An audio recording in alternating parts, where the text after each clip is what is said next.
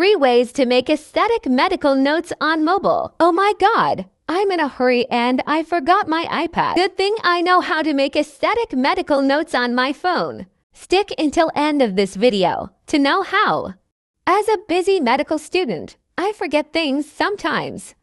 And I should be on the go. Here's 3 ways on how to use the Kilonotes Pocket app. 1. Use the text feature and import fonts that suit your taste. Here's how to do it. Make sure to use the .tff format loves. 2. Use the highlighter pen. Tap on Draw and enable Straight Line on the highlighter settings, so you can emphasize the keywords on your notes neatly. 3. Add pics and diagrams so you can remember your anatomy details. Don't worry about the size of your phone, because you can totally zoom in. Ta-da! I got all my knowledge in my phone. Using Kilonotes on my mobile phone is so easy and cool. Do you use your phone when writing notes too?